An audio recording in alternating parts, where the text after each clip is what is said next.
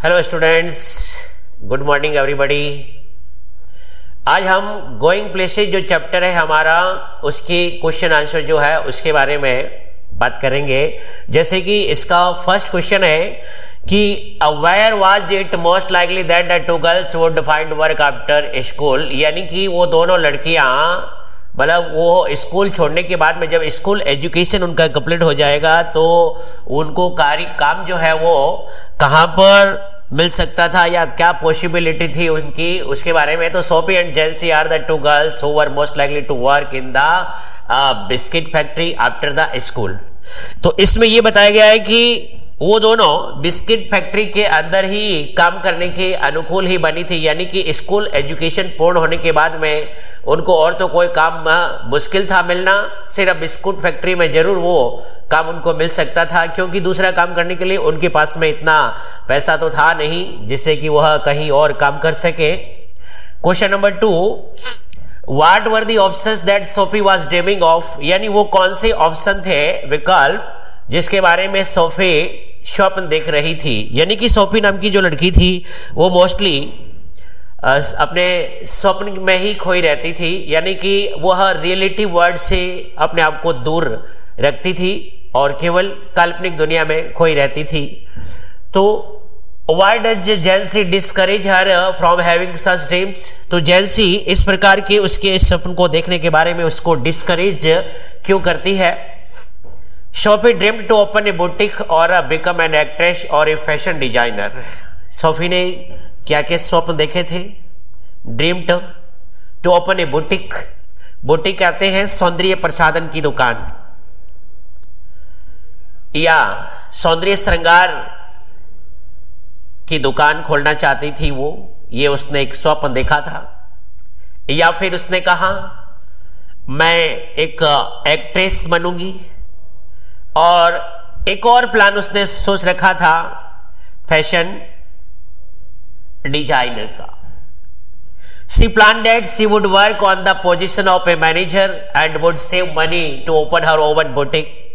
तो ऐसा करने के लिए उसके पास में पैसा नहीं था, इसलिए जेंसी ने उससे डिस्करेज किया कि तुम्हारे पास इतना पैसा है नहीं और बुटीक खोलने के लिए बहुत सारा, यानी बुटीक का मतलब होता है एक फैशनेबल शॉप जो होती है उसको बोलते हैं, कि इस दुकान को खोलने के लिए बहुत सारा पैसा चाहिए और वो तुम्हारे पास में है नहीं। तो उसने कहा कि मैं साइड जॉब करूंगी, जैसे कि एक्ट्रेस का कार्य कर लूंगी, क्योंकि एक्ट्रेस जो होती है उनको रोज तो काम करना होता नहीं है। या फिर मैं फैशन डिजाइनर बन जाऊंगी।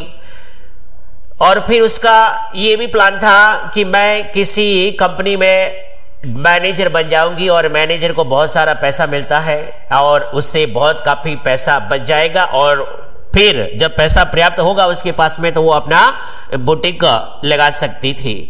But जेंसी is a practical girl, लेकिन जेंसी जो है वो एक प्रैक्टिकल गर्ल थी, मतलब व्यवहारिक जिसको कहते हैं, या इन रियलिटी में रहने वाली, वास्तविकता में रहने वाली, वास्तविकता के बारे में, क्योंकि उसको पता था कि वास्तविकता क्या है हमारे साथ में, इसके बारे में वो जानती थी। Who knew her reality, वह उसकी वास्तविकता को जानती थी। And background of her middle class family, और वो एक मध्यम वर्ग परिवार से बिलोंग करती थी, इसलिए वह उसके परिवार की पृष्ठभूमि भी जानती थी। So she knows that bigger dreams need a bigger investment, कि यदि हम बड़े स्वप्न देखेंगे तो उसके लिए बड़ा हमें इन्वेस्टमेंट करना पड़ेगा, बहुत ज्यादा खर्च करना पड़ेगा, बहुत ज्यादा पैसे जो है उसमें इन्वेस्ट करने पड़ेंगे, विच दे कांट अफोर्ड, और इतना इन्वेस्टमेंट वो अफोर्ड नहीं कर सकते, वहन नहीं कर सकते। That's why she discouraged Sophie for such dreams, इसलिए वह सोफी को इस प्रकार के स्वप्न देखने के लिए हतोत्साहित कर देती है। क्वेश्चन नंबर 3 है, उसके बारे में बात कर रहे हैं कि why did Sophie Regal, Regal का मतलब होता है छटपटाना, यानी ट्विस्टिंग द बॉडी, शरीर को मोड़ना, घुमाना। When Job told her father that she had met Danny Casey, यानी कि जिस समय जॉब ने अपने फादर को सोफी के बारे में बताया कि वह डैनी कैसी, जो कि आयरिश ग्रेट फुटबॉलर जो था, उसके बारे में बताया कि भाई वो उससे मिली थी, तो फिर ऐसा सुनते हुए सोफी छटपटाई क्यों थी? तो देखिए, Sophie's father has a nature of aggressiveness, Sophie के पिता, उनकी जो प्रवृत्ति थी वो एग्रेसिवनेस की थी, यानी उग्र। वो बहुत जल्दी भड़क जाते थे, आक्रामक हो जाते थे। ही गॉट एंग्री, वो क्रोधित हो जाते थे। She knew if she tell him about that she had met an Irish footballer Danny Casey, वो जानती थी कि if she tell him, यदि वह अपने पिता से बात करती है about that, उसके बारे में कि she had met an Irish footballer, कि वह आयरिश फुटबॉलर से मिली थी जिसका नाम है डैनी कैसी, then her father will scold her a lot, तो उसके पिता उसे बहुत ज्यादा स्कॉल्ड करेंगे। स्कॉल्ड का मिस होता है रिब्यूक करना, यानी कि डांटना या फटकारना।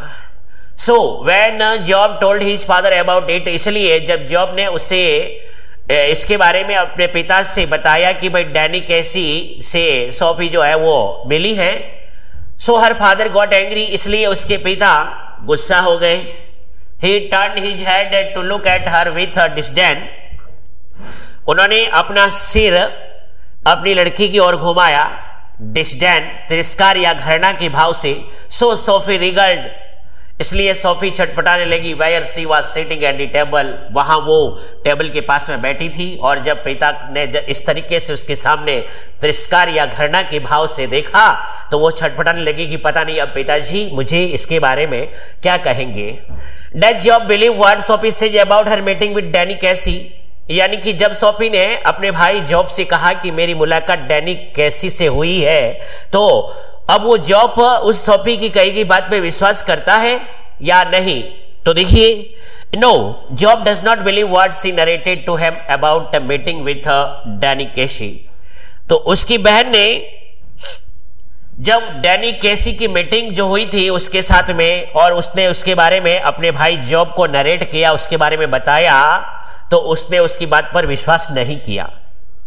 When Job listened his story, जब जॉब ने उसकी कहानी सुनी, then he replied that, तो उसने जवाब दिया कि he don't believe in it, कि वह इसकी बात में विश्वास नहीं करता है।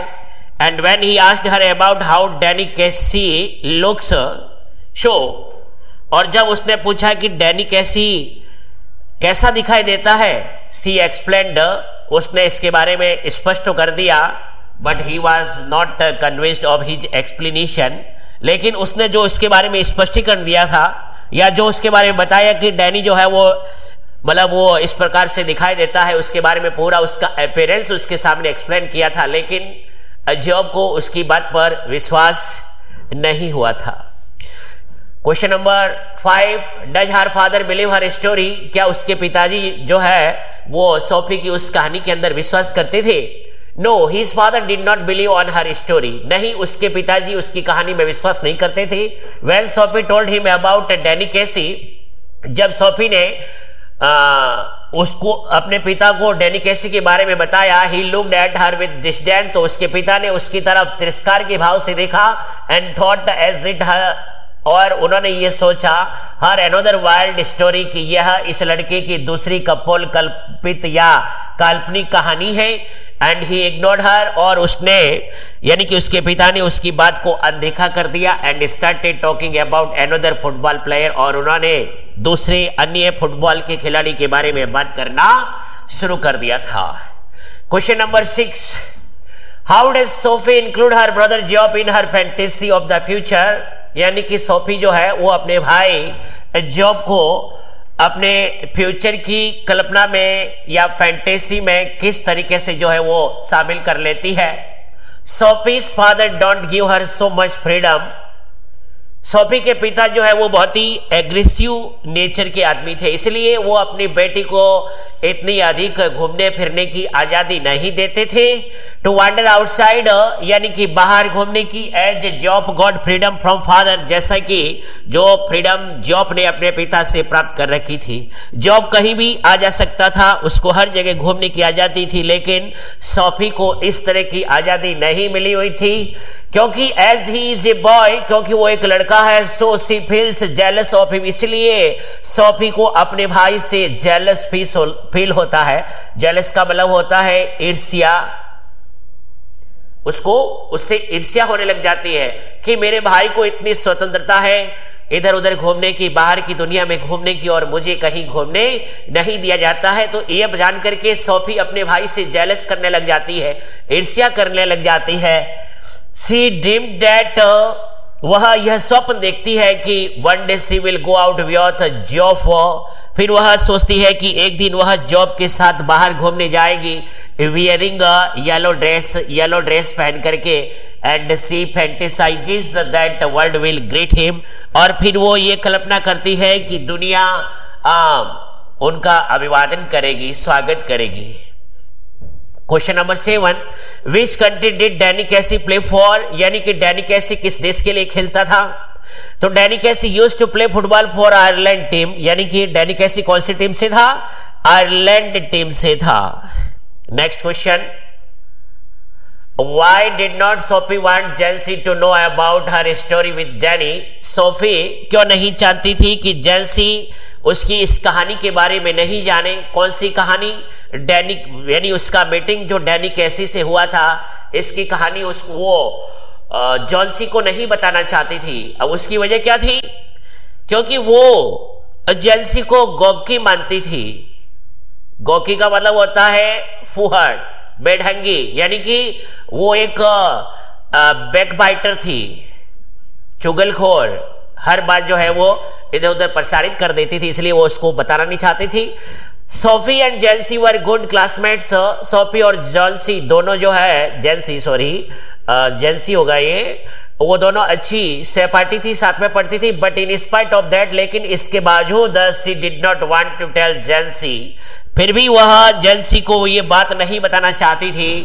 इन फियर ऑफ दैट, उसे इस बात का डर था कि she will spread this encounter with Danny कैसी, कि वह एक चुगलखोर लड़की है और वह उसकी इस मुलाकात को प्रसारित कर देगी विद डैनी कैसी, जो डैनी कैसी से मेरी मुलाकात हुई थी इन नेबरहुड, पड़ोसियों को, यानी कि वो पड़ोसियों को बता देगी कि सोफी जो है वो डैनी कैसी से मिली है। उसकी आदत है इधर उधर बात करने की, इसलिए वो इस बात से डरती थी कि जेंसी को मेरी इस कहानी के बारे में पता न चले। Question number 9, did Sophie really meet Danny Casey, क्या सोफी वास्तव में डैनी कैसी से मिली थी।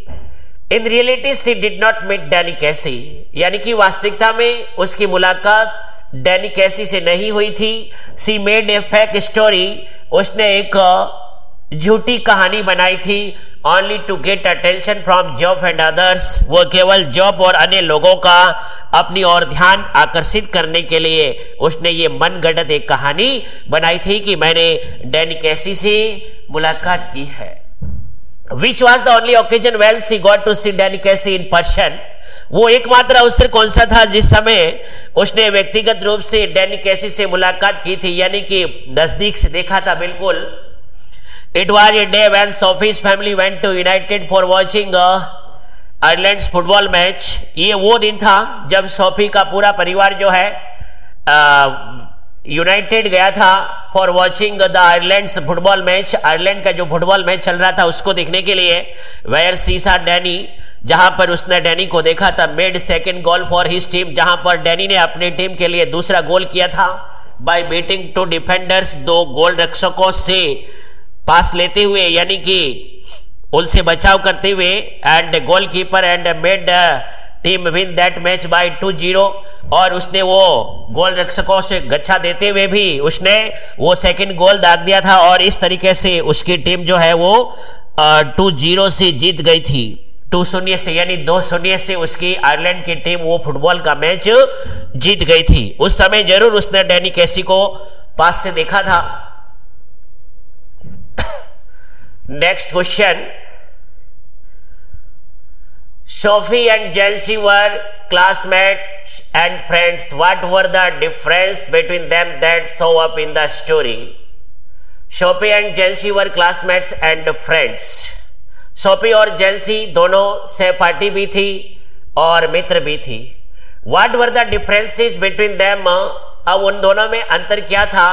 That show up in the story, जो कि इस कहानी के अंदर बताया गया था। Sophie and Jancy was different behavior and perspective towards the life.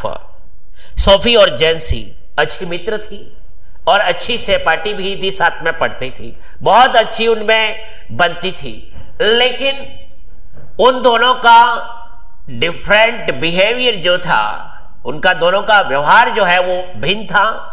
And perspective यानी परिप्रेक्ष्य यानी एटीट्यूड, दृष्टिकोण जिसको कहते हैं, टुवर्ड्स द लाइफ, जीवन के प्रति उन दोनों का अलग था। यानी कि उन दोनों का लाइफ के प्रति नजरिया और बिहेवियर यानी व्यवहार जो है वो अलग था।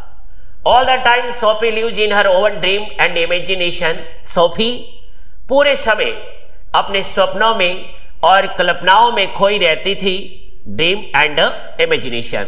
She is not clear what she want to do in future, यानी कि वह अपने भविष्य में क्या चाहती है इसके बारे में वह स्पष्ट नहीं है। As she changes her opinion again and again, जिस प्रकार वो अपना ओपिनियन जो है यानी अपनी राय, अपना दृष्टिकोण जो है वो बार बार बदलती रहती है। Various Jency is a practical girl and well matured than Sophie. Jency एक प्रैक्टिकल और अत्यधिक परिपक्व थी, सोफी से ज्यादा वो मैच्योर्ड थी। She has a clear state of mind, और उसकी मानसिक स्थिति बिल्कुल स्पष्ट थी।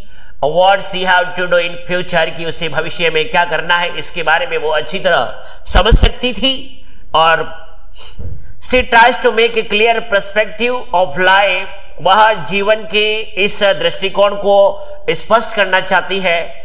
टू हर फ्रेंड, अपने मित्र को, to stop making big dreams, कि आप इतने बड़े ख्वाब देखना बंद करो।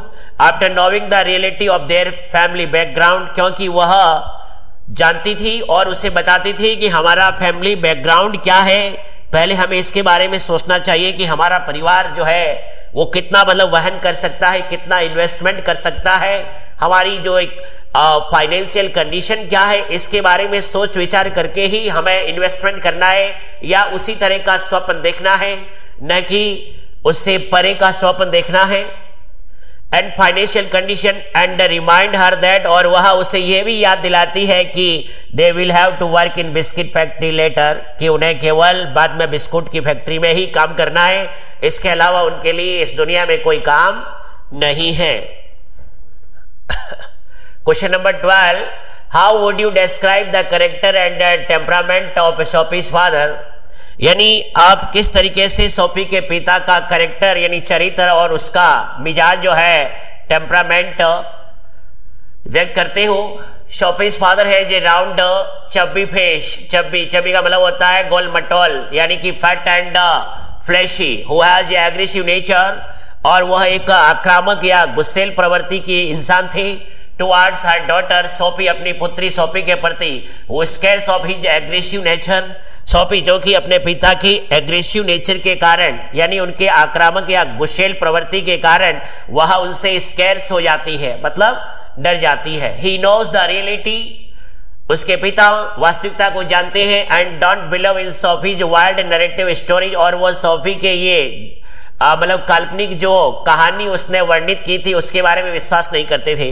दे went United to see match, फिर वो यूनाइटेड चले गए मैच देखने के लिए ऑफ आयरलैंड का। And he don't believe in young experienced player, हालांकि वह उस युवा इनएक्सपीरियंस्ड यानी अनुभवहीन खिलाड़ी में विश्वास नहीं करते थे कि भाई ये इतना अनुभवहीन खिलाड़ी है, ये कैसे इतना महान हो सकता है। But when Danny made a goal, लेकिन जो ही डैनी ने एक गोल किया अपनी टीम की मतलब जिताने के लिए, और वो एक विनिंग गोल था, देन ही फेल्ट प्राउड, फिर उसके पिता को डैनी कैसी पर बहुत ही गर्व हुआ। एंड आफ्टर दैट, और उसके बाद दे सेलिब्रेटेड द विक्ट्री, और उन्होंने उस जीत का जश्न मनाया।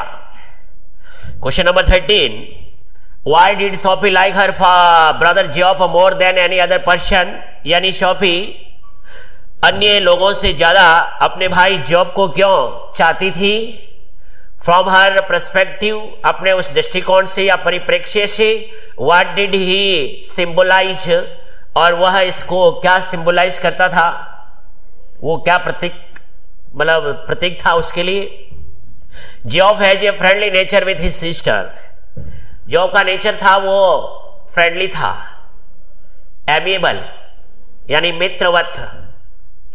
Sophie feels comfortable to share her feelings with Geoff. Sophie अपनी भावनाओं को जॉब के साथ शेयर करती थी और उसको ये अपनी फीलिंग शेयर करने में राहत महसूस होती थी। Job is a well matured brother. Job एक बहुत ही परिपक्व भाई था उसका। Who does not live in dreams, जो कि कभी स्वप्न के बारे में नहीं सोचता है। And he is a practical boy, वो भी एक प्रैक्टिकल लड़का है। He has freedom to wander in a known world of what he feels jealous. Sorry, he is freedom, यानी कि वह सी हैज फ्रीडम, उसे स्वतंत्रता है, टू वांडर, घूमने फिरने की, इन अ नाउन वर्ल्ड, अनजान संसार में या दुनिया में, और व्हाट सी फील जेलस, जिसके लिए वह अपने भाई से ईर्ष्या करती है। She wants to go out with Geoff, वो भी जॉब के साथ बाहर घूमना फिरना चाहती है। वियरिंग ग्लैमर्स क्लॉथ्स, ग्लैमर्स भड़काऊ तड़क भड़क कपड़े पहनकर की, चकाचौंध कर देने वाले कपड़े। And being greeted by everyone, और वो भी चाहती है कि हर दुनिया उनका अभिवादन करे। ए job symbolizes liberty for Sophie, job जो है वो सोफी के प्रति स्वतंत्रता का प्रतीक है। And she is fancied with his life, और वह उसके जीवन के बारे में कल्पना करती है, सोचती है। Question number 14, what socio economic background did Sophie belong to, यानी सोफी जो है वो सामाजिक और आर्थिक पृष्ठभूमि के परिवार से, यानी कि किस सामाजिक आर्थिक पृष्ठभूमि से बिलोंग करती थी वो। What are the indicators of her family's financial status, और उसके परिवार की आर्थिक स्थिति के क्या संकेत इसमें बताए गए हैं। Sophie's family is of 4 members, Sophie के परिवार में 4 लोग हैं। She lived with her father and 2 brothers Geoff and Derek, वह अपने पिता और 2 भाइयों के साथ रहती है। And she belongs from a middle class family, वह मिडिल क्लास परिवार से आती है। Her father work as a labour, उसके पिता एक श्रमिक का कार्य करते हैं।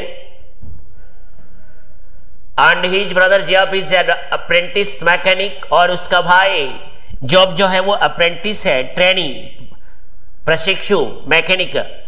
And her family wants her to work after school, और उसका परिवार चाहता है कि सोफी का स्कूल जब पूरा हो जाता है, स्कूल की एजुकेशन पूरी हो जाती है, तो वह भी काम करे और जो आमदनी मिलती है उससे अपने परिवार में सपोर्ट करे, सहयोग करे। इसलिए उसका परिवार ये चाहता था।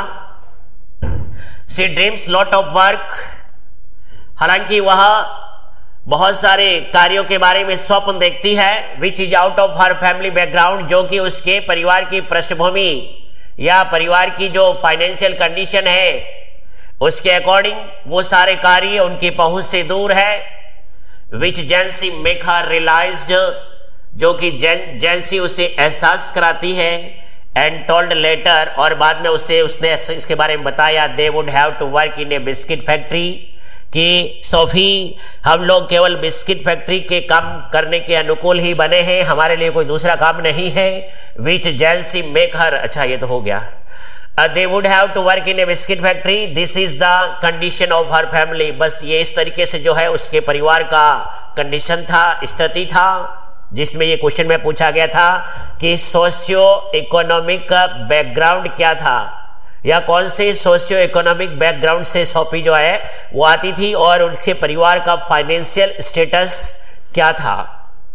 Question number 15, Sophie's dreams and disappointments are all in her mind, Sophie के स्वप्न और उसके डिसअपॉइंटमेंट्स, निराशाएं, वो सारे उसके दिमाग में थी। इसको एक्सप्लेन करना है। Sophie is a very sophisticated girl, Sophie एक बहुत ही परिष्कृत कुशल लड़की थी। Who lives in her own dream, वह स्वयं अपने सपनों में खोई हुई रहती है। एंड इमेजिनेशंस, और कल्पनाओं में। She used to make fake stories, वो अक्सर काल्पनिक कहानियां बनाती थी। On which no one believes, तो उसकी उन काल्पनिक कहानियों में कोई भी विश्वास नहीं करता है। So to get the attention from others, इसलिए वह दूसरों का ध्यान आकर्षित करने के लिए she made another wild story, उसने एक और काल्पनिक कहानी बनाई of meeting with Danny Casey. और कई कहानियां उसने बनाई थी लेकिन किसी ने भी उसकी कहानी पे विश्वास नहीं किया, तो फिर उसने एक बहुत ही अद्भुत काल्पनिक कहानी बनाई कि मेरी डैनी कैशी से मुलाकात हुई। सी गॉट सो मच इग्नोरेंस, यानी उससे इतना अधिक अज्ञानी समझा गया या उसको अनदेखा किया गया। She started living in her own world of fantasy, यानी कि वह अपने स्वयं की काल्पनिक दुनिया में रहना शुरू कर दिया।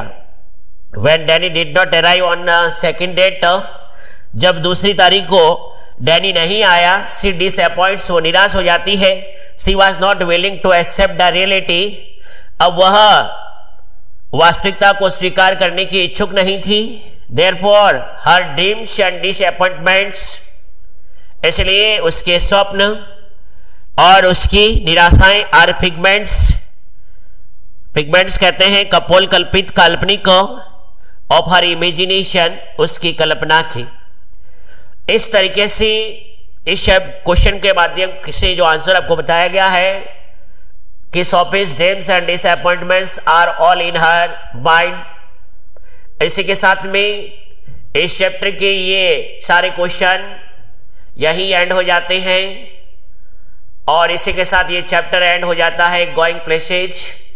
आपसे मुलाकात अगले टॉपिक के साथ होगी, तब तक के लिए थैंक्स अ लॉट।